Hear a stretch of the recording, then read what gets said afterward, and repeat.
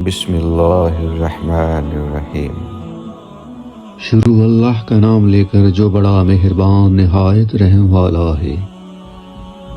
سید الشہداء حضرت امیر حمزہ رضی اللہ تعالی عنہ کا اسلام لانے کا واقعہ۔ نبوت کے چھٹے برس کا ذکر ہے کہ ایک روز نبی کریم صلی اللہ علیہ وسلم کوہ صفا پر بیٹھے ہوئے تھے۔ ابو جہل لعین وہاں پہنچ گیا۔ اس نے نبی کریم صلی اللہ علیہ وسلم کو پہلے گالیاں دی، اور جب نبی کریم صلی اللہ علیہ وسلم گالیاں سن کر چپ رہے تو اس نے ایک پتھر حضور صلی اللہ علیہ وسلم کے سر پر دے مارا، جس سے خون بہنے لگا۔ نبی کریم صلی اللہ علیہ وسلم کے چچا حضرت امیر حمزہ کو خبر ہوئی، وہ ابھی مسلمان نہ ہوئے تھے۔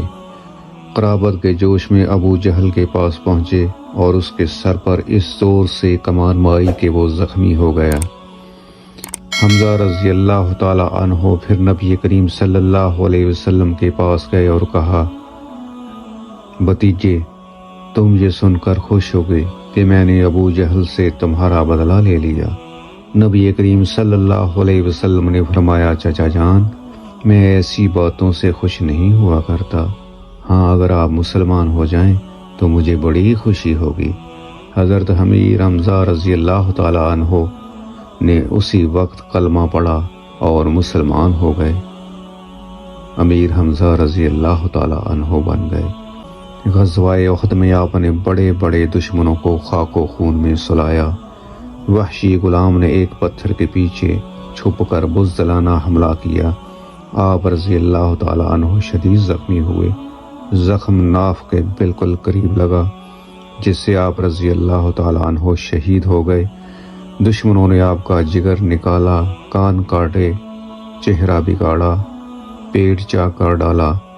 نبی کریم صلی اللہ علیہ وسلم نے جب یہ حال دیکھا تو آپ سخت غمگین ہوئے اور سید الشہداء اور اسد اللہ و رسول اللہ، اللہ اور اس کے رسول کا شعر کا خطاب دیا۔